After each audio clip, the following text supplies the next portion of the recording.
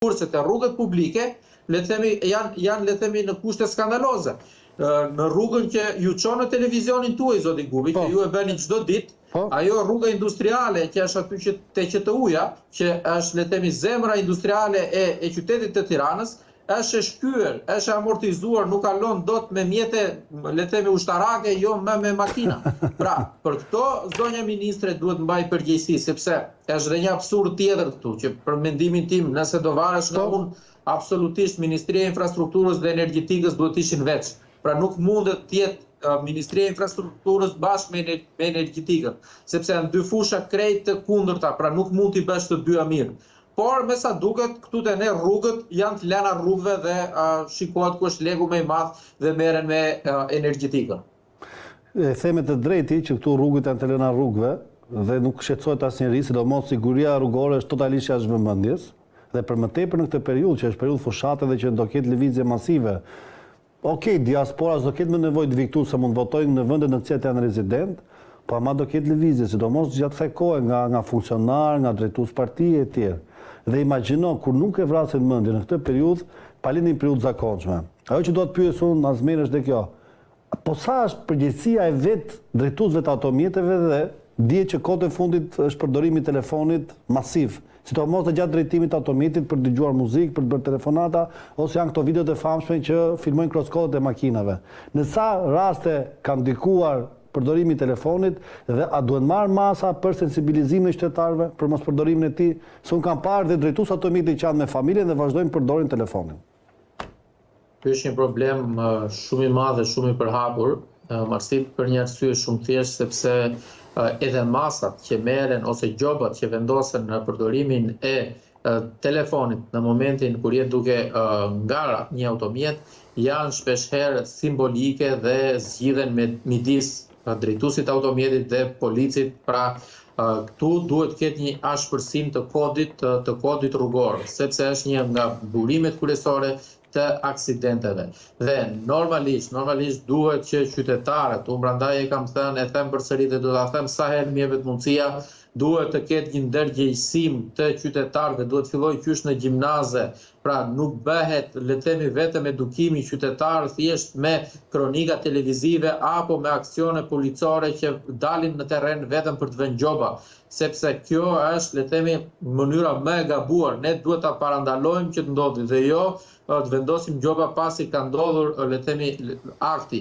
Pra duhet të kemi një ndërgjegjësim dhe një ndryshim komplet të kodit rrugor, sepse me këtë kod rrugor është, le të themi, jeta e gjithë secilit prej nesh nga disa drejtues automjetësh që janë krejt të papërgjegjshëm, pra është në rrezik, sepse qytetarët mund të jenë duke kaluar në trotuar, mund të jenë vizat e bardha të gjitha me radhë dhe persona të papërgjegjshëm, le të themi, me telefonin dorë mund të shtypin, mund të shkaktojnë aksident dhe mund të shkaktojnë fatalitet. Në raste të tilla ne kemi pafund në vendin tonë dhe kjo është, le të themi, shumë e trisht. Një pyetje këtu Azmer.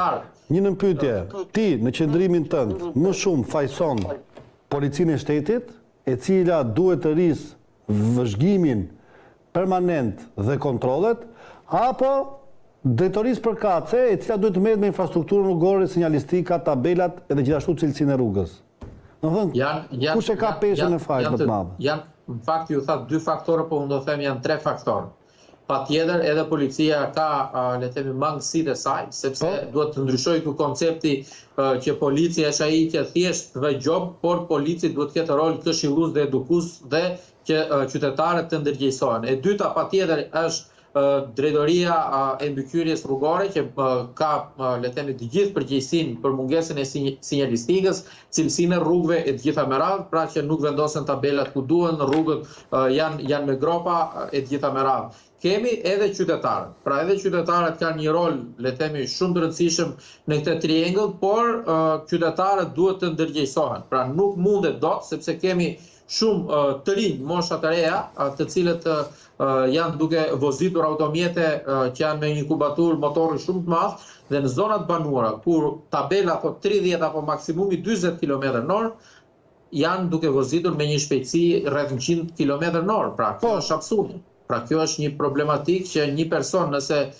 kapet me të shkelje flagrante duhet patjetër t'i pezullohet leja e drejtimit. Pra është absolutisht absurde ta mendosh, sepse në fund ditës çfarë ndodh, i rrezikohet jeta e qytetarëve. Ke drejt, por ajo që mua më bën përshtypje Azmer, në gjithë të historinë, në gjithë të mesele, është edhe sensibilizimi qytetarëve të cilët nuk reagojnë. Domethënë, ka qytetarë që the ti, që ecin për ditë një rrugë, dhe unë një nga arsyet pse kam bërë këtë fenomen këtu shqetësues është pikërisht ajo rruga që ti the, rruga industriale. Ose për shembull, është edhe i gjithë qarkullimi rrugor i cili ngarkohet dhe të duhen për 1 kilometër, 2 kilometër rrugë, 2 orë për të vajtur në lokacionin ku ke synim. Po përpos kësaj, cilësia rrugës është skandal. Kontrolli policor ose është i ulët për të mos thënë inekzistent fare, ose kur është i tepërt është natën, që s'ka qarkullim fare, sepse pretendojnë që mund të kapin në një drejtues mjeti i cili ka konsumuar alkool. Ndërkohë që pjesa më e madhe e aksidenteve ndodhin ditën. Pra, ajo që mua më bën përshtypje është mungesa e një strategjie të mirëfillt kontrolli për të krijuar siguri në infrastrukturën rrugore dhe në qarkullim. Ti vetë ke në një propozim konkret duke qenë se edhe kandidat për deputet i një qarku të rëndësishëm të këtij vendi. Dhe po ashtu je një personazh publik i cili gjithmonë i ke shprehur të shqetësime dhe je një nga të vetmit që unë kam ndjekur dhe tek emisioni Bardhazi dhe emisione të tjera që ke folur mbi sigurinë rrugore. Cili është propozimi që ke ti, zoti Duleviç? Zoti Bubi, pikës pari duhet të ndryshojë mendësia që një politikan apo një deputet, qoftë edhe ministri në fjalë, është personi përgjegjës i cili të bën rrugë. Këtu te ne, kur jemi në fushat, sepse e shikojmë qytetarët, pra sidomos për rrugët interurbane, thonë, shiko se këta na kanë propozuar, do na bëjnë rrugën, do na shtrojnë rrugën, do na bjen asfaltin deri te dera e shtëpisë gjitha me radhë. Kjo politikë dhe kjo qasje duhet të ndryshojë, sepse dhe qytetarët duhet ta dinë mirë. Nuk është deputeti personi i cili shtron rrugë. Në cilin vend të botës deputeti shtron rrugë, zotëri. Deputeti është një person i cili propozon nisma ligjore madhore që kanë të bëjnë me komunitetin.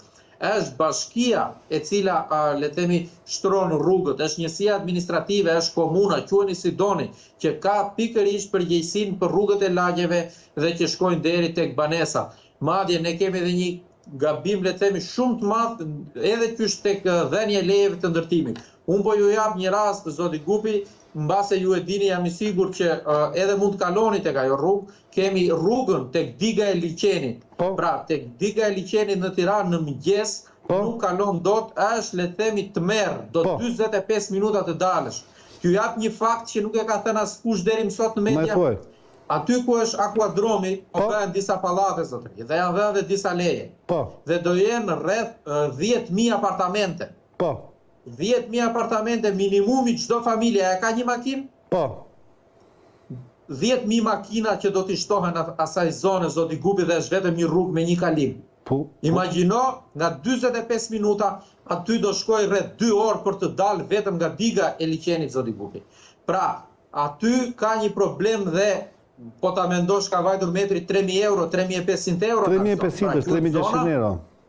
Zona elitare. Pra, zona elitare ti nuk del dot nga shtëpia jote, nuk del dot me makinë. Pra, këtu, prandaj unë e thash, duhet të ndryshoj koncepti edhe kur jepen këto lejet e ndërtimit, sepse mund të jepen leje të zhvillohet si zonë, po për rrugën, a është marrë mas për rrugën atë. Pra, rruga me një kalim, pra, ku do jenë dhe 10.000 apartamente. Pra 10.000 familje që do jenë dhe 10.000 makina, mos të më shumë se, ka dhe qytetarë që kanë 2 makina në banes.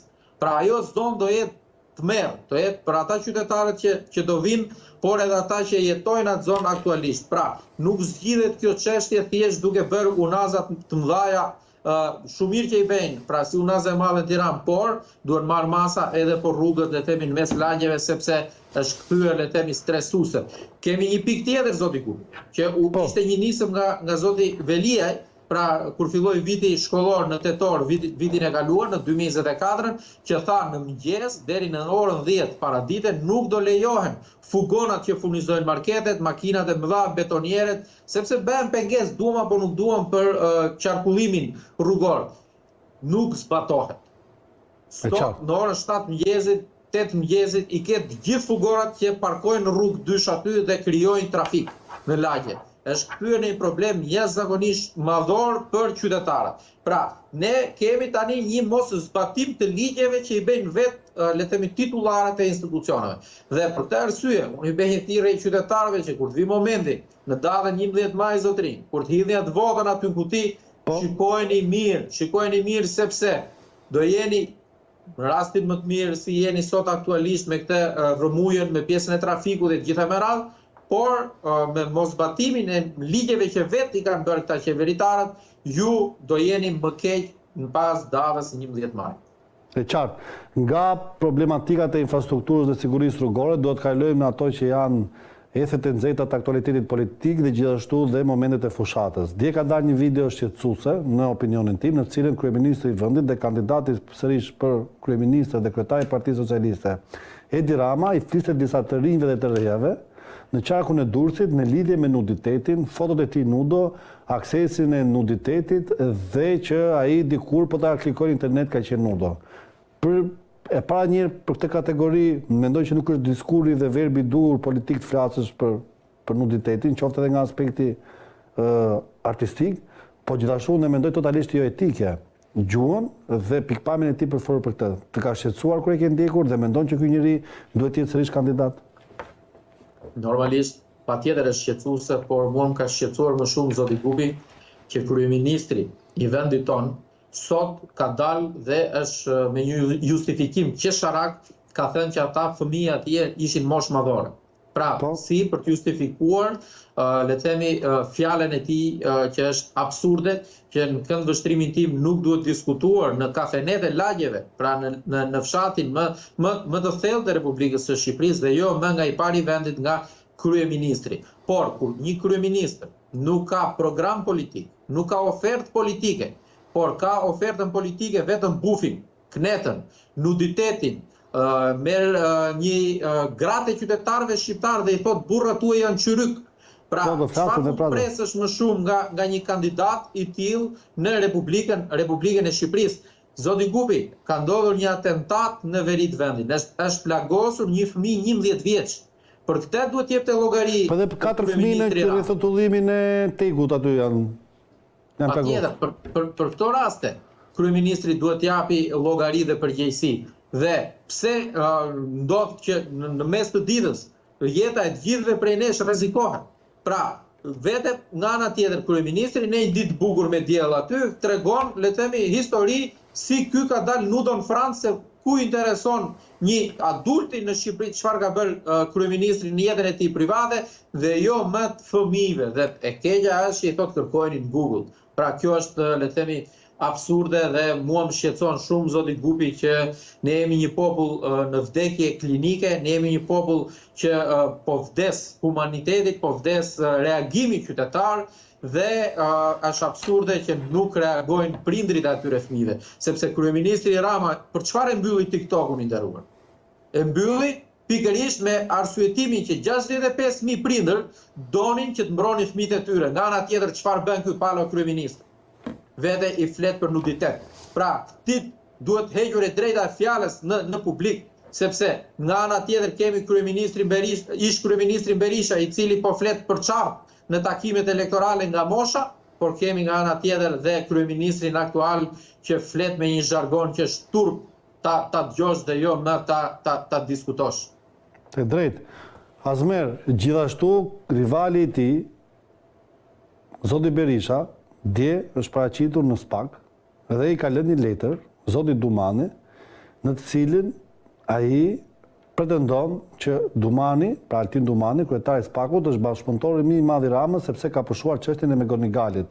Çështje në të cilën Berisha pretendon që Edi Rama dhe Megonigal në bashkëpunim me njëri tjetrin janë munduar që të nxjinin karrierën politike të Berishës duke pretenduar për financime ruse etj. etj. Dhe gjithashtu ai deklaron SPAK-un skap përsëri dhe Altin Dumani njëri të Edi Ramës. Në këtë moment pra, retorika që duhet ishte ndaj Edi Ramës, ndërkohë përdoret ndaj Altin Dumanit nga ana e opozitës, partisë më të madhe opozitare, si të duket? Dhe si gjykon këtë deklaratë? Normalisht kjo është absurde dhe shturm. Pra një ish kryeministër i cili bën veprime të tilla në mënyrë që të intimidojë drejtsinë. Por kjo është shumë e thjeshtë, ne jemi në fushat zgjedhore tashmë, pra fushat elektorale, dhe kryeministri Berisha, ish kryeministri, i bën këto veprime thjesht për të karikuar dhe ata pak militant që i kanë ngelur dhe i shkojnë nga mbrapa. Pra, ai po ngre diskurin që spaku është e keqja e këtij vendi dhe nëse vinë ata në pushtet, do e zhbejnë spakun se ka dhe deklarata të tilla absurde, por nga ana tjetër në vend që të merret, le të themi, me pjesën juridike, ligjore, me spakun dhe të përgjigjet, i përmbahet ligjit, merret me këto deklarata që nuk janë asgjë tjetër veç se, siç e thash, për t'i mbajtur pak gjallë frymën dhe atyre 5 militantëve që i shkojnë nga mbrapa, sepse takimet elektorale janë publike, janë në çdo media, në çdo televizion, por edhe në rrjetet sociale. Këto parti, si Partia Demokratike dhe Partia Socialiste, janë braktisur edhe nga militantët. Pra janë sheshet e tyre pothuajse bosh. Pra kjo do të thotë që këto dy parti kanë vrarë shpresën të qytetarët dhe mbështetja që qytetarët i kanë dhënë dhe besimi gjithë këto vite, po reflektohet në 2025 dhe unë jam i bindur që në 11 maj këto dy parti politike do marrin ndëshkimin e merituar dhe asnjëra prej tyre nuk do jetë në gjendje që ta bëj qeverin e vetme për të marrë numrat e duhur për të mandatuar për zgjedhjet e reja. E qartë, edhe e drejtë. I rikthehemi prap zotit Rama. Zoti Rama, gjithashtu, ka vazhduar po prap me rrengjet dhe me triqet e tij, në cilat i flet qytetarëve për pasaportën europiane, për qenit europian, dhe flet për burrat qyryk, të cilët janë qyryk sepse pretendojnë që Sali Berisha mund të jetë ardhmja e politikës shqiptare. Në këtë kuadër thotë i kam thënë që burrat shqiptarë janë qyryk. Dhe mua më kujtohet Lalieri kur tha që çunat e Tiranës janë zdromsa. Nga një ta që bëjmë parashikim me bicicinë e burrave, ka një fatkeqësi të madhe që përfundojnë pas hekurave. Dhe unë uroj që mos i ndodhi ky fatkeqësi kryeministrit shqiptar, se është dhe moshë vjetër edhe ka atë posturën si Ismail Qemali dhe të shikosh një njeri me atë pamje në burg do ishte pak mikluse, do mendoj. Mirë po, ajo që dua të them është edhe që gjua që ai përdor ndaj partive të reja, që janë njerëz të rinj, në cilët ai vetë dikur thoshte politike e re, parti të reja, elite e re politike, sot ju cilëson si sude ose si firma piramidale, ose si njerëz që i futen i politikës thjesht për të gaboruar çfarë keni mundësi të merrni. Cila është përgjigjja jote për gjithë këtë qëndrim të tij? Në para e punës, zoti Rama, kryeministri i vendit tonë, e para një nuk po i flet gjithë qytetarëve të Republikës tonë, por po mbledh vetëm gratë e administratës. Shikoni në çdo takim dhe video të tij. Nuk ka burra. Pra, po merr gratë e funksionarëve të vet dhe po mbush sallat dhe i flet atyre dhe i thotë që burrat tuaj janë qyryk.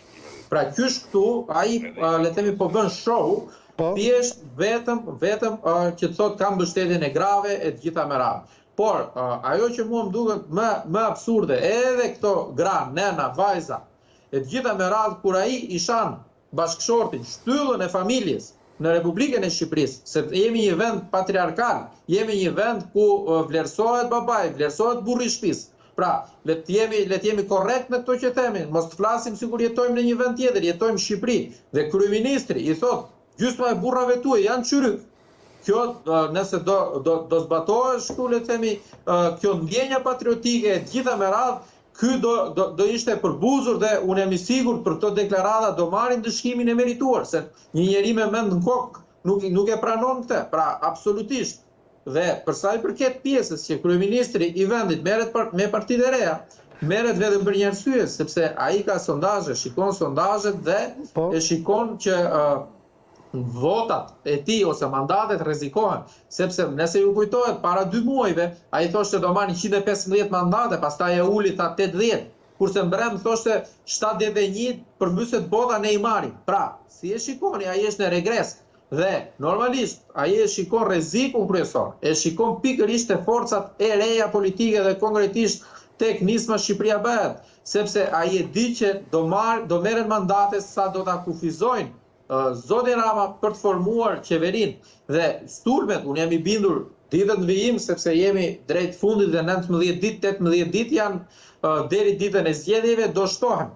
sepse normalisht ai e di që këto votat e qytetarëve të cilët e përbuzin këtë gjuhë të folur diskursin e kryeministrit, por edhe mungesën e një programi, por edhe çfarë nuk ka bërë gjithë këto vite, pra 12 vite qeverisje, ai do ndëshkohet me votë dhe normalisht ai do bëj çfarë është e mundur që të manipuloj dhe një pjesë të mirë të votuesve të SES, që dhe këta mos të votojnë për partitë e reja. Sot ka deklaruar se Dumani ka qenë i çarmatosur dhe ne i dham shpatën. Ka pretenduar zoti Rama që shumica e prokurorëve deri para mandateve të qeverisë socialiste kanë qenë vegla në duart e politikës. Dhe i ka bërë një pyetje biles publike zoti Dumani, ka thënë në karrierën tënde si prokuror, para se ne të jepnim shpatën, sa deputet, ish ministra ose drejtorat të mëdhenj ke thirrur në bankën e të akuzuarve? Asnjë. Ndërsa sot ka arritur deri aty sa ke thirrur dhe ish kryeministrin dhe kryetarin e bashkisë dhe ke marrë pandehur dhe një prej tyre është në burg. Ajo shpatë u dha nga ne. Unë jam kurioz se nuk di këtë besoj zoti Rama që ka folur sot, apo zoti Rama që akuzonte prokurorin SPAK ose dhe vetë SPAK-un kur u arrestuat ditën Erion Velia. Por kur e pa që mori një reagim nga ana e popullit, sepse duam apo nuk duam, SPAK-u është institucioni sot më i besueshëm nga qytetarët shqiptar, sepse ai e nisi sulmin kundër SPAK-ut, por kur e pa që ju kthye e gjitha në bumerang, ai e ndryshoi diskursin dhe diskutimin publik. Pra, zoti Rama në këndvështrimin tim është i pabesueshëm në ato që thot. Dhe unë jam shumë kurioz në momentin dhe kur të vit dita që në SPAK zvendas kryeministri do t'i vjen prangat dhe do japi llogari për akuzat që janë bërë, kur SPAK-u do thrasi dhe zotin Rama herët apo vonë. Jam shumë le themi interesuar në këtë çështje se si do reagoj kryeministri i vendit tim. Pra do ketë të njëjtën deklaratë sot apo do tentoj t'ia marrë shpatën nga dora zotit Dumani. Pra këto janë thjesht le themi diskurse politike, thjesht që për të marrë një vot këtej andej dhe për të i treguar mbështetësve të Partisë Socialiste që shiko se unë kam mbështetjen e SPAK-ut dhe unë jam me SPAK-un. Pra, kjo është thjesht edhe për ata militant, edhe për ata drejtora që janë sot zoti Gupi në terren për të mbledhur vota, madje unë po t'jap një rast në qarkun e Fierit, unë personalisht nuk jam përballë Partisë Socialiste, po jam përballë Ministrisë Infrastrukturës dhe Energjisë, sepse sot po të shkoni me kamera tuaja në çdo institucion në Tiranë, në ministrinë dhe në varësinë e Ministrisë Infrastrukturës, nuk ka punonjës, pra janë shpërndarë nëpër zona, madje disa i kanë marrë edhe shtëpi nëpër fshatra, e kupton, po jetojnë në fshatra, thjesht rrinë me listë në dorë që t'i bëjnë presion qytetarëve që t'i votojnë këta. Pra, këtu është le të themi një absurd për sa i përket kësaj që ndodh në vendin tonë, por qytetarët i dinë, i shikojnë këto dhe për këtë arsye do t'i ndëshkojnë masivisht, sepse nuk janë qytetarët shqiptar, qytetarët fierak, qytetarë që mashtrohen nga këta më. Pra, ka marrë fund kjo epokë.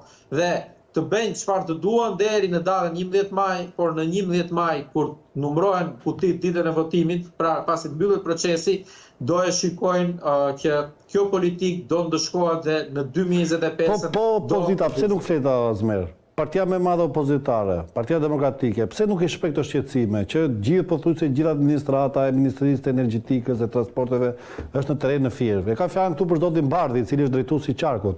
Madje Bardhi sikur është trembur nga që është një deputete, një zonjë, Zoja Zengjinen, mos gaboj, Çahushi, e cila e shkreta e thret për ditë o gazo ai s'del. Mos është kompleksuar vallë nga Zengjineja dhe s'del dhe s'bën ato denoncime? Ose a ke parë gaz Bardhi në për rrugë vlla, në Fier ose në rrethet ose në zonat rurale të Fierit dali për fushat se s'po e shohim gjekundi.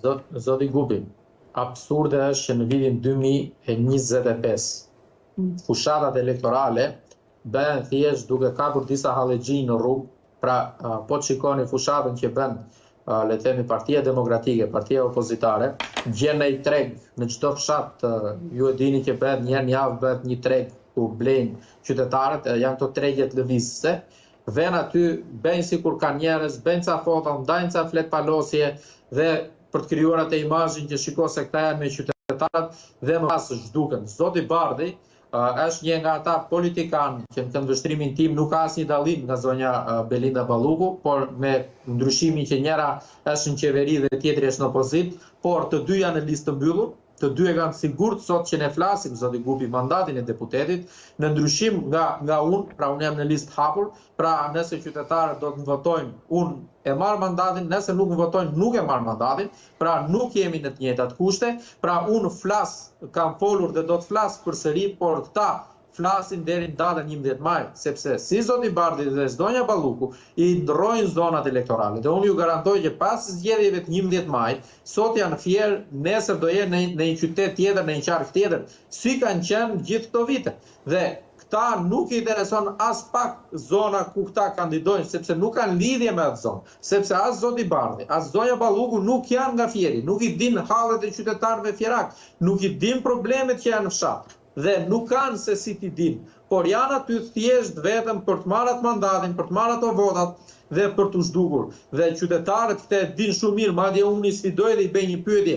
Të dashur qytetarë, në momentin kur do mbarojnë zgjedhjet, a jeni ju të sigurt që këta që sot ju japin numrat e telefonit dhe thonë do t'ju mbështesin, do t'ju përgjigjen?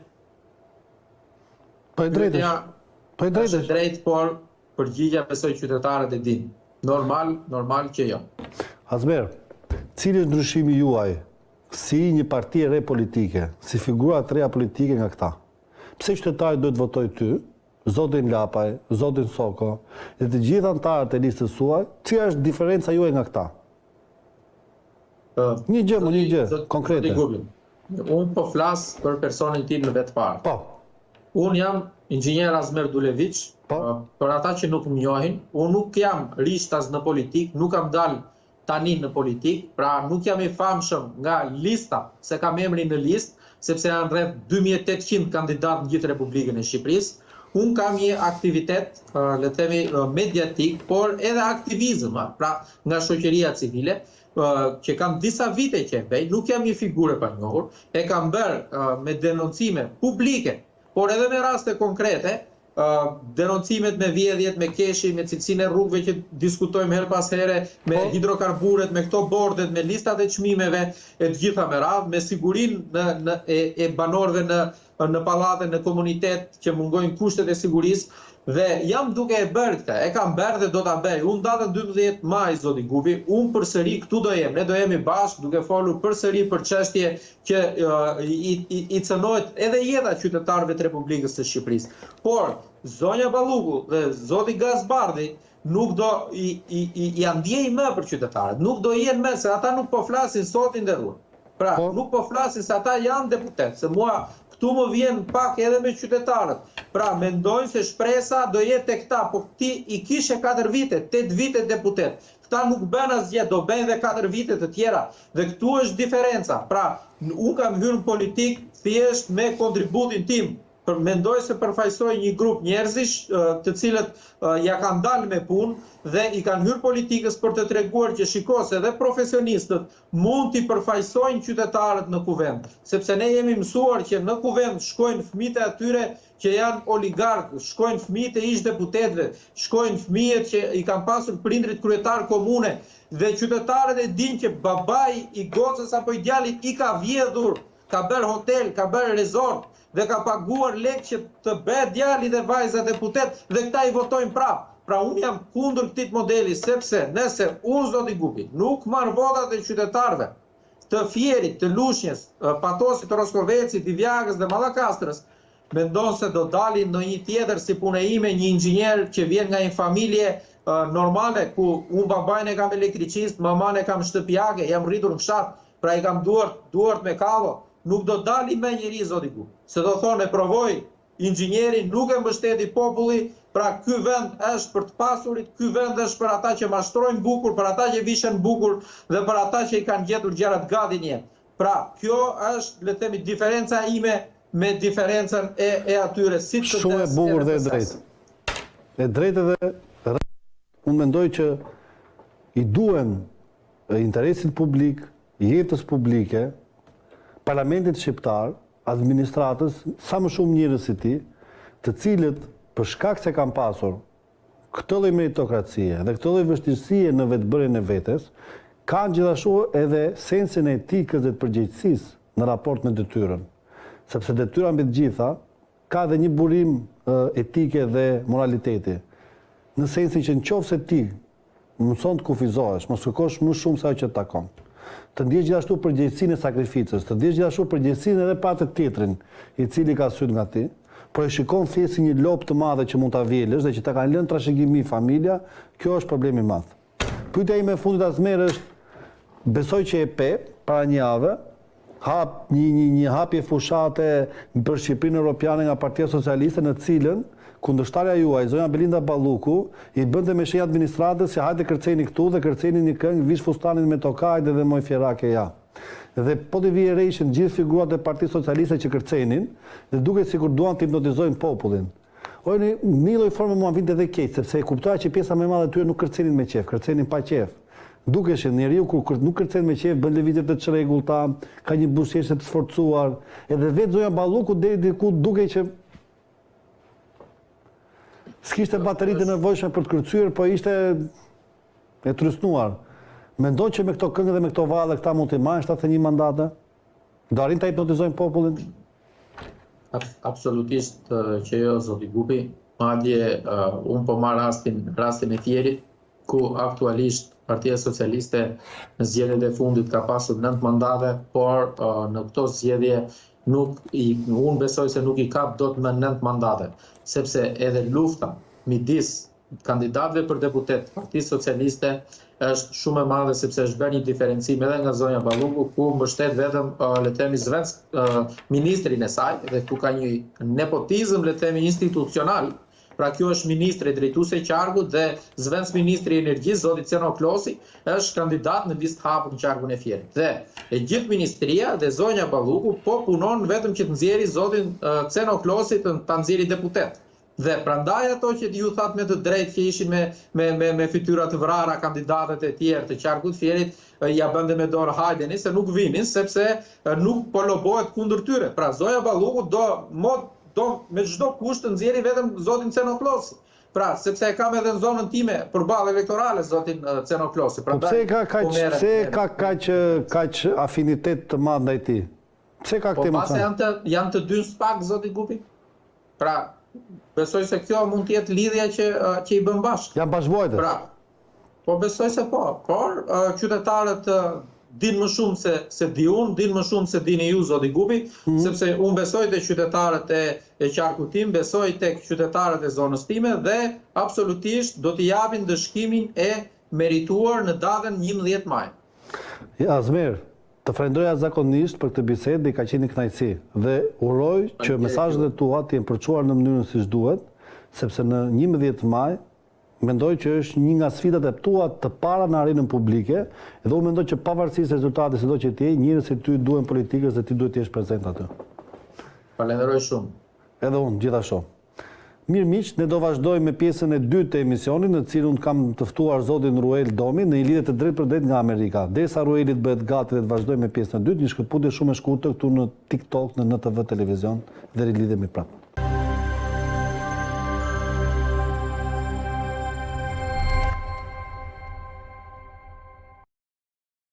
U rikthyem prapë në pjesën e dytë dhe siç anonçova pak më përpara, në këtë pjesë të dytë kam në lidhje të drejtë për drejtë në Skype një mik të çmuar të emisionit të timin, zotin Ruel Domi, i cili është ekspert, studius, analizues dhe gjithashtu publicist i gjeopolitikës, marrëdhënieve ndërkombëtare dhe politikës. Ruel, përshëndetje. Mashti kënaqësi, të falenderoj për ftesën. Ruel, dua ta filloj drejtë me ty në lidhje me pyetjen e një deklarate që ka bërë dje kryeministri i vendit zoti Edi Rama, ku i fliste fëmijëve dhe adoleshentëve të qytetit të Durrësit në lidhje me nuditetin dhe me fotot e tij nudo. Ti si një iri i cili jeton në Amerikë, kur shikon kryeministrin e një vendi i cili thotë mjafton të shkruani në Google Edi Rama nudo dhe do më shikoni mua nudo, po ju palesa nudo keni parë, atë duket pa përgjegjshmëri dhe si ndjehesh që kryeministri i vendit tënd është një personazh i tillë? Patjetër që mendoj që është deklaratë pa përgjegjshme. Kjo sigurisht nuk bëhet fjalë në vendet perëndimore nga udhëheqësit të përmendet nga udhëheqësit e vendeve perëndimore, por që nuk duhet në fakt përmendet apo të insinuojnë gjëra të tilla dhe nga individ normal, të cilët nuk kanë asgjë në dorën e tyre, sidomos kur bëhet fjalë për fëmijët. sepse fëmijët janë të çmuar dhe sigurisht është jo etike dhe është jo morale që të insinuosh gjëra të tilla. Tani këtu unë mënyra se lexoj këtë, ka shumë lexime për këtë situatë. Mënyra e parë është sigurisht në momentin kur ti nuk ke frena tek pushteti jot, pra ke kohë që nuk ke fare kontroll në pushtet, ti nuk ndjen rrezik dhe Edi Rama është në tilin stat, pra nuk ndjen fare rrezik elektoral dhe mendon që mund të ta lërë veten të lirshëm dhe të thojë çfarë mendon ai, çfarë do të thojë realisht ai nxjerr nga mendja vet. Kuptohet, aty ka dhe pak strategji elektorale, ai po kërkon të mbajë pikë politike duke rënë në sy, e ka bërë gjithmonë Rama këtë gjë që në vitet 2000 kur ka nisë politikën. Dhe po bën gjithë gjë tani me deklarata të tilla. Mendoj gjithashtu që ajo që është më e papranueshme është fakti që është bërë një takim elektoral me fëmijë, si në bazë të dhënave, sipas informacioneve që kam unë, ata fëmijë janë marrë nga shkolla publike në Durrës dhe janë sjellë në atë plazhin e tij që është në Spillë. Kuptohet që në shkelje të qartë të kodit zgjedhor, nuk mund të përdoren fëmijët për fushat elektorale dhe nga ana tjetër sidomos nuk mund të përdoret administrata shtetërore dhe shkollat publike për fushat elektorale. Pra ka dy shkelje aty, fëmijët vet plus përdorimi i shtetit për administratë. Përdorimi i shtetit për çështje elektorale, për zgjedhje në këtë rast. Pra siç është amoralitet, pra janë fjalë jo të mira që nuk duhen përdorur me fëmijë. Mendoj që i gjithë takimi elektoral përbën në shkelje të kodit zgjedhor. E drejtë. Pyetja ime e dytë ka të bëjë me lidhje me deklaratat e Ramës për burrat shqiptar. Mbasi e fillon dhe i flet fëmijëve për nuditetin, Rama bën një deklaratë tjetër shokuese, e cila është në qoftë se burrat shqiptar thotë, shohin të ardhmen politike të vendit me bufin e kënetës, atë normalisht janë çyryk. Dhe normalisht që mos i lejoni që të votojnë, i thot grave të tyre dhe i kërkon grave mbështetje masive. Kjo deri dikush çik tipike majtë, se më kujton atë kohën e Enverit që forca gruas, forca e rendit të ri socialiste etj. Po për një njerëz si ty që është interesuar dhe studion politikën, kur shikon që mbas perlës që lëshon në lidhje me nuditetin, lëshon një perlë të dytë, thua si ka mundësi që ky njeri fiton? Si ka mundësi që ky njeri është 3 mandate në krye të vendit? Dhe pse bën këtë deklaratë ky ruajt? Unë mendoj që është pyetje me goxha vend. Atëherë analiza ime është që në momentin kur një qeveri nuk ka bilanc qeverisës, pra Rama nuk ka bilanc qeverisës, ka 12 vite, është një qeverisje dështuar me korrupsion, pa arritje të mëdha, ka një pjesë të madhe të ministrave vetë në burg. Normalisht ai do të përdor politikën identitare për të mbajtur vota dhe për të marrë dhe më shumë vota. Ajo politika për çfarë sundo. Pra, si tu është vërë burrat me gratë të konkurrencë me njëri tjetrin dhe kërkon të marrë sa më shumë vota nga elektorati që është tradicionalisht socialist dhe i majt që janë gratë. Unë në fakt e kam analizuar këtë dhe në shkrimet e mia në Facebook dhe një prej gjërave që kam thënë është që po të shohësh në vitin 2012 presidenti Obama nga Partia Demokrate Amerikane, ai në fakt ishte shumë pranë humbjes atë vit përballë Mitt Romneyt, kandidatit republikan, dhe një prej gjërave që konsulentët e majt i këshilluan Obamës ishte që ky të krijonte këtë koalicionin multietnik, multiklasor, multiracor, multigjinor, ta si thua prezantuar Partinë Demokrate Amerikane, të majtën amerikane si partinë e të shtypurve ose partinë e të lëndëve mbasdore. Pra e emigrantëve, e grave, e LGBTQ+-ve etj. Dhe Edi Rama në një farë mënyrë po kërkon të bëjë gjithë një gjë. Pra po kërkon ta paraqesë veten si politikan i grave në Shqipëri, duke sharë burrat. Kujtojmë që kishte thënë një deklaratë tjetër që një prej ministrave të kabinetit të arshëm qeveritar të mandatit 4 det nga komuniteti rom. Pra nuk po e bën vetëm me gratë, po e bën edhe me si thua minoritetet etnike, mund t'i quajmë. Nga ana tjetër, zoti Rama ka kohë që e bën këtë gjë, domethënë, pra në vitin 2023 u thoshte grave mbajni burrat në shtëpi, deklaratë skandaloze. Po në këtë fushat ka përmend termi çyryk, ka thënë burrat gjysmë e trurit e kanë me ujë kënete, po tikin gratë nga Shqipëria, ju do jeni plot me lesha, thua sikur burrat nuk din të ruhen vetë, pra i ndihmojnë gratë ruhen. Edhe deklarata të tjera që janë papranueshme në fakt dhe që s'kan bën fare me realitetin. Si duket, konsulentët i kanë thënë Ramës që shiko, nëse ti shan burrat, fiton pikë me gratë në Shqipëri valla. Kështu që bjeri burrave. Shka që qartë, ka që thjesht. Dhe sigurisht, duke ditë që nuk ka bilanc qeverisës, po përdor politikën identitare për të përçarë dhe sunduar, për të mbajtë votën e grave, dhe për të përdorur disa leitmotive të tjeshta tipi Shqipëria është grua, pasaporta europiane, këneta më thet tash. Po. Është strategji elektorale. E qartë. Po pjesa kur dalin dhe kërcejnë valle, këngë popullore, hidhen njësoj si dikur kur kanë pas dalë ciganët me këto arushat. E mbani mend kanë pas dalë ta ciganë rrugëve të qyteteve me arusha, me zinxhiri trishtin dhe me klarineta dhe bënin dhe foto qytetarët. Të njëjtin gjë, po të shikoni ka qenë spektakli që ka bërë Partia Socialiste pra pak ditësh në qendër të Tiranës. Dhe dilte zona Balluku kërcente idhej, dilte zoti Arbër Mazniku, dilte vetë Rama, dilte Klosi, dilin Taulan Balla bashkë me Lisa Spiropalin, ka qenë një lloj shfaqje gati hipnotizuese. Ore do hipnotizojmë prapë Shqipërinë këta? Sepse sondazhet nxjerrin që këta marrin 71 dhe 75 mandate. Lejer zonja Duma dje në emisionin e saj që i kanë nxjerrë 78 mandate. Ajo është tjetër perë, po, do e flasim në moment tjetër. Mendoj që shpytje me vend Marsit, tani unë mendoj që Edi Rama nuk do marrë 71 deputet në këto zgjedhje, por që gajreti elektoral që ne kemi parë në këto ditë nga Partia Socialiste është një gjë e përsëritur. Në vitin 2023 ai praktikisht bëri një fushat me tallava, pra mblidhte njerëz edhe kërcenin, edhe ishte një këngëtar tallavaje këndonte, edhe të tjerët, kryesisht gratë moshuara apo gratë të reja këndonin. Kërcenin, fal. 2017-ën ai foli për tepsin dhe timonin. Po ta kujtojmë. Në vitin 2021 thoshte votoni numrin 2, keni edhe PD-n brenda, keni edhe mua, se atëherë Partia Socialiste ishte numri 2 në kuti. Pra, në fletimi. Pra, si thua, përdorimi i leitmotiveve është tipik i fushatave elektorale, por së mos tipik i zotit Rama, sepse zoti Rama nuk ka asgjë për të ofruar. Prandaj, herë merret me timonin me tepsin, herë me tallavan, këtë radhë bën këtë që po bën tani.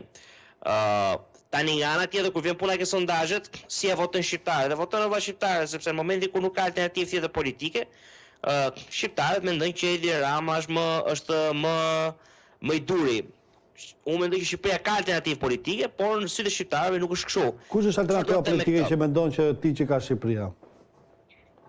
Unë mendoj që klasa e re politike është alternativë politike. Pra si zoti Lapaj, me zotin Shabani, me zotin Soko, ke Lëvizja Shqipëria Bëhet, si zoti Sheha i Partisë Mundësia, edhe Arlind Qori Lëvizjes Bashkë, pavarësisht kritikave ideologjike që unë kam për të, dhe ai patjetër që alternativë. Tani nga ana tjetër, dhe Partia Demokratike e drejtuar nga zoti Berisha, ka një program të cilën ne edhe mund ta lavdërojmë dhe mund ta kritikojmë. Ka një pjesë të madhe të elektoratit në Shqipëri, po bën një fushatë serioze, shumë më serioze se sa fushata e zotit Rama, pra dhe zoti Berisha, me gjithë kritika që ne kemi për të, është alternativë serioze. Çështja është që në momentin sondazhet tregojnë që në momentin kur Edi Rama krahasohet me zotin Berisha, Edi Rama dhe gjithë më mirë. Një gjë që dua të them Marsit dhe ne do të diskutojmë sondazhet, por kur analistët në Shqipëri bëjnë pyetje sondazherëve, si është e mundur që pas 12 vitesh konsumim, korrupsion, dekadencë në qeverisje, po të shoh shumica e njerëzve thonë gjërat po shkojnë shumë mirë, apo gjërat po shkojnë mirë, mbi 50%. Ajo mirë apo shumë mirë është relative në raport me çfarë? Nëse ti ndalon Marsitin apo Ruelin dhe i pyet i thua, "Ore gjërat si po shkojnë?" Ne do themi sepse ne e krahasojmë me çfarë Shqipëria duhet të jetë. Por po të pyesësh njeriu normal, ata e krahasojnë me Shqipërinë e para 2013-s. Dhe me Shqipërinë e para 2013-s, në shumicën në perceptimin e shumicës njerëzve, Shqipëria është më mirë me krahasim me 2013-ën. Dhe ky është realiteti.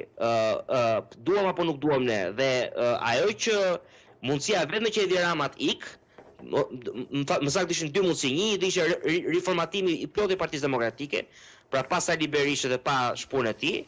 Dhe do vinte shumë shpejt në pushtet në perspektivën time. Kjo nuk ka ndodhur, pra ka i koha për këtë. Dhe edhe një mënyrë do ishte klasa e re politike që sigurisht do kërkojmë më shumë kohë për ta bërë këtë gjë.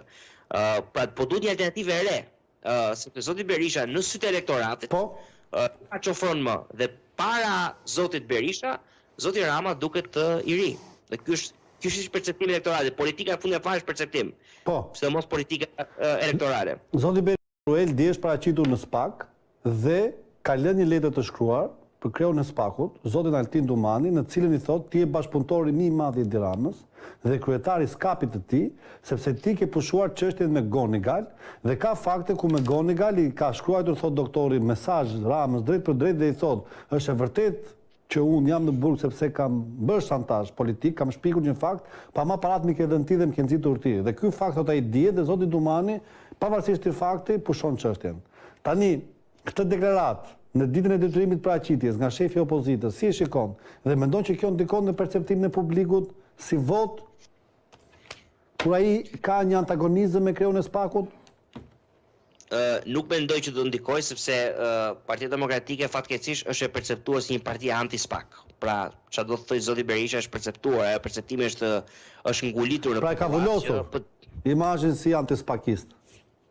Po, e ka dhe e quhet sunk cost kjo, pra e ka është si thosh një është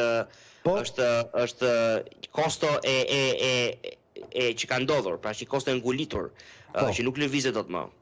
Dhe pra Partia Demokratike është e perceptuar si një parti anti-SPAK. Sidoqoftë, unë në mënyrë se e kam lexuar unë këtë është që zotit Berisha i duhet që në mënyrë që të fitoj zgjedhjet, i duhet një hapje një proces penal ndaj zotit Rama. Pra nëse tani do kishte një proces penal ndaj zotit Rama, të hapur ndaj SPAK-ut, shanset për të hapur ndaj Edi Ramës, shanset për rotacion politik do ishin shumë më të larta. Shumë më të larta. Atëherë, çfarë thot Berisha në momentin e vet? Unë po e provoj një këtë, po i bëj shantazh ti, po i them, shikoj, nëse ti o hape këtë çështjen tani ose kur të vim ne, do kesh dhe ti probleme. Dhe kjo presupozon ta vënë në presion zotin Dumani që ta hapi një çështje tani, në mënyrë që zoti Berisha të përfitojë politikisht. Kështu e lexoj unë. Nga ana tjetër, nëse zoti Berisha ka një provë të mesazheve që me Gonigal ka shkëmbyer me zotin Rama, duhet të depozitojë në SPAK. Nëse zoti Berisha do t'i kishte, unë jam i bindur që ato do kishin ndajë në çdo media, do ishte bërë nami, do ishte djeg Shqipëria. Sepse realisht do ishte një provë e madhe që duhet të bëj strukturën e posaçme antikorrupsion të hap hetime ndaj kryeministit Rama. Por zoti Berisha rrezik nuk e ka këtë dokument, ose nuk e ka në mënyrë të ligjshme dhe nuk e nxjerr. Përsa ku ai nuk e nxjerr, ai nuk është provë, më kupton? Pra, kjo është në aspektin teknik të kësaj. Por mendoj që e ka lënë këtë letër në SPAK zoti Berisha për shantazh politik. Kështu mendoj, kështu e shoh. E drejt, ama nga ana tjetër Rama e di si kundërpërgjigjet? Thot Altin Dumanit, ja dham ne shpatën e drejtësisë në dorë. Dhe me këtë shpatë ai goditi ish kryeministër, kryetar bashkie në detyrë, ish ministra, deputet, ish deputet dhe drejtor të mëdhenj. Pra se të jepim në këtë shpatë, thot Altin Dumanit, a ka çuar në një drejtor, thot, ose në një ish ministër, ose në një figurë të madhe politike në bankën e të akuzuarve, se ka qenë prokuror, thot, tuaj 20 vjet. Si e shikon këtë deklaratë të Ramës në këtë moment? E ka bërë ditën e sotme. Është kundërpërgjigje kësaj dhe në fakt është në si pjesë e fushatës, ai kërkon ti si thua kujtoj njerëzve edhe një herë që drejtësia para ardhjes së Edi Ramës ka qenë shumë e keq, drejtësia me Edi Ramën është shumë më mirë. Po të kujtojmë që në vitin 2021 zoti Pasha ishte shumë pranë ardhjes në pushtet, shumë pranë rotacionit, dhe u desh reklama e famshme ku fytyra Bashës, si thua, desintegroi dhe u bë njësh me fytyrën e Berishës dhe të Metës, që si thua sondazhet të ndryshonin në favor zotit Rama. Sepse propaganda zotit Rama atëherë ishte që ky nuk është i ri, ky nuk po vjen vet, ky dhe drejtori i policisë së shtetit doja zgjedhej zoti Berisha. Po kërkonte të friksonte popullatën me ardhjen e Sali Berishës dhe Ilir Metës prapë në pushtet. Ai po bën ti edhe një gjë tani, Ilir Meta nuk e ka mos, Ilir Meta e ka të burgosur, por po thotë shikoj Berishën e kam përballë, Berishën ju e keni provuar, kujton në drejtsinë e plepave dhe të gjinjonëve në tash dhe i thot njerëzve që ju nuk duhet të votoni për atë drejtësi sepse vetikun e kam bërë unë, shpatën siç e theti të drejtësisë ja kam dhënë unë dhe këta me vërtet po godasin njerëzit e mi, po godasin njerëzit e mi sepse drejtësia është e pavarur dhe është fair enough. Domethënë është propagandë drejt në një farë mënyre. Unë nuk besoj që SPAK-u është i kapur nga Rama, pra nuk besoj kjo. SPAK-u është narkodrejtësi, SPAK-u nuk është i kapur nga Rama. Sigurisht sepse po të ishte i kapur nga Rama, Rama nuk do kishte leverdi që t'u arrestonin gjithë ministrë, sepse presupozoj që i ka vjedhur bashkë me ata. Për ndryshe bie edhe ajo propagandë. Dhe SPAK-u po bën punën e vet. Kështu që në këtë pikë Rama thotë që SPAK-u po bën punën e vet. Unë ja dash shpatën, nuk më ka goditur mua se unë jam i pafajshëm. ka goditur ministrat e mi sepse ata kanë vjedhur. Dhe ata e kanë zëvendësuar përgjegjësisht individuale, që nuk është normalisht është s'duhet jetë kështu sepse sigurisht që shefi ekzekutivit mban përgjegjësi për kë punson, por njëherë politika është relative, është në raport me diçka tjetër gjithmonë. Në raport me zotin Berisha, në perceptimin e shumicës së njerëzve, zoti Rama si thua ngjan si ai heroi i drejtësisë.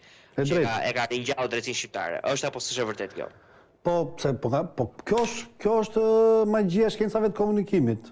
Të dish të shesës akull dhe njeski mezi, dhe të dish të shesës ajrin, të dish të shesës të padukshme si të dukshme.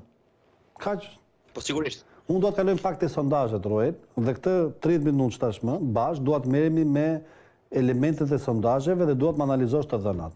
Por po i marrim me premisën që sondazhet janë të mirëqenia dhe qëndrojnë, sepse nëse ne analizojmë sondazhin ose metodologjinë i që s'ka diskutim.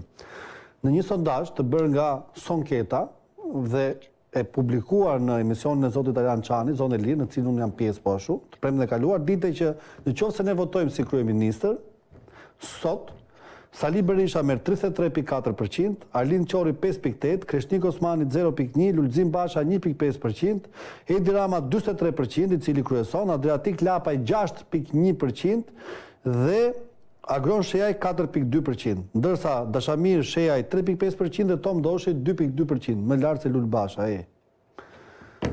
Atë si e mendon këtë përqindje dhe pse dalin kështu? Më duket fair, kritika që unë ka, si thua ai sondazh me sa në dijenin time ka parashikuar edhe zgjedhje të tjera sakt. Unë duhet di nëse diaspora është e përfshirë në këto Jo, diaspora nuk është e përfshirë, Roel. Në këtë sondazh janë përfshirë pa detajet e kampionit, është Gjinia, ku janë 57% meshkuj dhe 43% femra. Mosha është 20% 18 deri 25 vjeç, 30% 25 deri 40 vjeç, 20% 40 deri 55 vjeç dhe 30% 55 vjeç e sipër. Atëherë, përsa ja përket analizës, vota diasporës mendoj nuk duhet lënë jashtë dhe kjo mund të bëjë diferencë të vogël, mund të rrisi çik përqindjen. Po për shkak se shpërndahet ajo, dhe nuk është për shembull mund të jetë votë diasporës të Francës, pa është shpërndarë sipas qarqeve dhe janë 12 thes, dhe është e vështirë që ta analizosh. Është më e thjeshtë kur e bën këtu, po e lën diasporën, pse dalin këto rezultate kështu? Në rregull, atëherë një gjë tjetër që dua të them, do të jap analizën time, por në raport se thithë 57% janë meshkuj. Meshkujt në përgjithësi janë elektorati djathtë, në përgjithësi. Pra, nëse ajo do ishte diku ke 50 me 50, ndoshta ne mund të kishim një përqindje çik më të lartë të PS-s. Sidoqoftë, mua ato shifra më duken normale, ka një rënje edhe të Partisë Demokratike nga zgjedhjet e 2021-shit, edhe të Partisë Socialiste nga zgjedhjet e 2021-shit. Më bën sens që zoti Lapaj me zoti Sheja janë rrot, me zotin Lapaj që është pak më lart në vend tret, pra Shqipëria bëhet sipas të dhënave deri forcë tret. Ajo me cilën kam problem është përkthimi në mandate, sepse zoti Doshi pavarësisht se ka përqindje më të ulët PSD-ja, sipas mandateve është përkthyer më lart, pra është përkthyer diku ke 3 mandate në rang vendi. Ndërkohë që për shkak se ka të përqendruara vota në qarkun e Shkodrës ka përshtypjen, ndërkohë që zoti Lapaj atë 6.6%, duke ditë që ka të ndarë në ato 12 qarqet në një mënyrë më të barabartë, më duket siç e përkthyer në një mandat me sa pash unë. Me këtë nuk janë dakord. Nuk duhet 6.6% që nuk mund të japi dot një mandat, do të japi më shumë se aq. Nuk po them që do japi shumë, po të paktën do të japi deri në 5 mandate, nëse është aq si përqindje. Por si përqindje votash më duket fair, më duket normale. Nuk shoh anomali më sondazh. Po i marrim tash sipas qarqeve si do dalin mandatet. Në qarkun Vlorë, Partia Socialiste merr 9 mandate dhe Partia Demokratike Malatet 3 mandate. Partitë e reja asnjëra s'merr mandat. Totali 12 mandate. Ke koment? Më duket e drejtë. 9 me 3, sa ka qenë 8 me 4 ka qenë 2021 apo? Po, mesatare e votave për deputet është 9 deri në 10.000 vota për një mandat. Në rregull. Më duket normal, nuk besoj partitë e reja të marrin në Vlorë. Vlora është bastioni i Partisë Socialiste. Po. Është një parti që ka struktura shumë të forta në gjithë Shqipërinë, kështu që nuk më duket çudi që ata të kenë si thua një diferencë kaq të thellë në Vlorë. Është 8 me 4, është 9 me 3, kish muhabet tjetër, po diferenca është e thellë. Qarku Shkodër, Partia Socialiste merr 4 mandate, PD-ja Malatet 4 deri në 5 mandate dhe Partia Tom Doshit 2 mandate. Cilat kuptohet që do shkojnë në anash Partisë Socialiste. Pa Partia Tom Doshit gjithë që është sateliti i Partisë Socialiste. po dieta është partia krijuar nga Edi Rama për çfarë votën opozitës. Ndërkohë që Partia Socialiste fitoi bashkinë, zoti Benet Beci, pse del 4 mandate? Nëse Shkodra është bastioni i Partisë Demokratike gjithnjëherë, është bastioni i djathtë. Të mos harrojmë që në Shkodër gara del të fortë, unë mendoj që është e saktë ajo, domethënë 4-5-2, pra PSD-ja 2, Partia Socialiste 4, Partia Demokratike 5, dhe sigurisht që mund të ketë një ndoshta një faktorizim të PSD-s deri në 3, dhe PSD-ja mund të hajë nga PD-ja, pra të ketë 4-4-3, dhe ajo sigurisht ka të bëjë me faktin që zoti Beci është kryetari i bashkisë. Kur ti ke kryetarin e bashkisë në kampin tënd politik, sigurisht që ke benefite, se ne e di çka kanë bërë patronazhistët. Patronazhistët kanë jo vetëm punësimin në dorë, por kanë edhe numrat personal të pasaportave, të kartës identitetit, kanë për kë voton, për kë s'voton, po kërkon punë, po kërkon punë.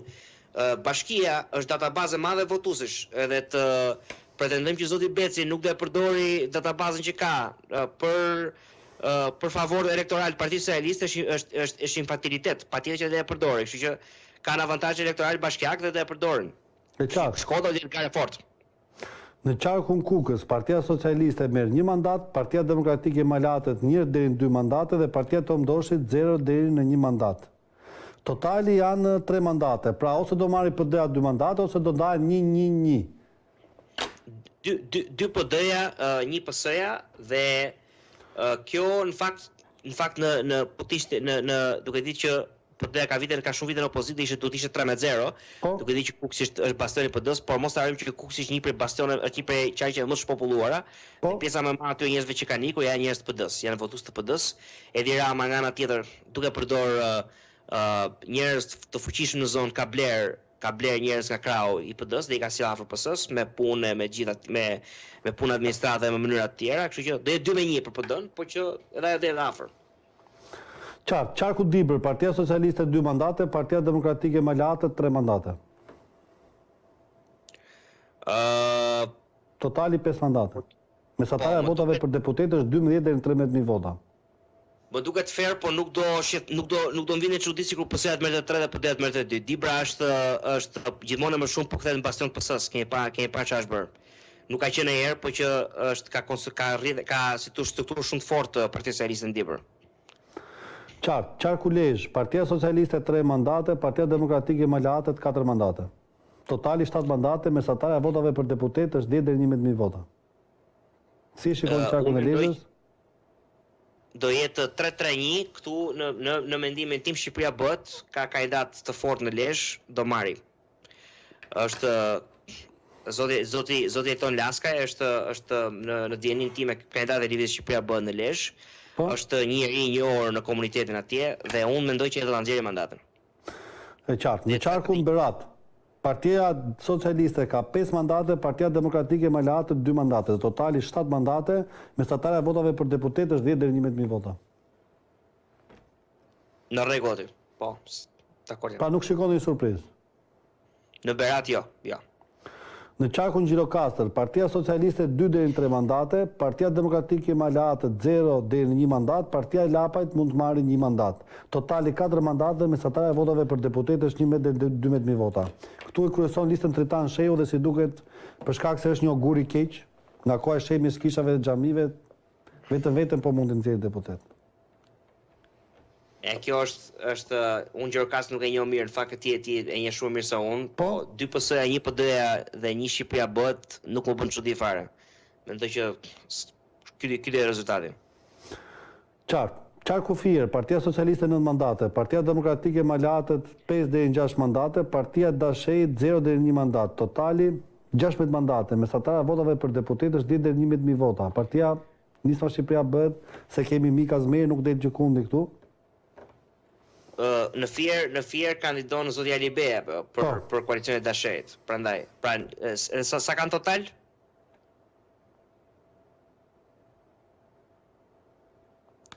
Është 9 PS-ja, 5 PD-ja dhe një kjo.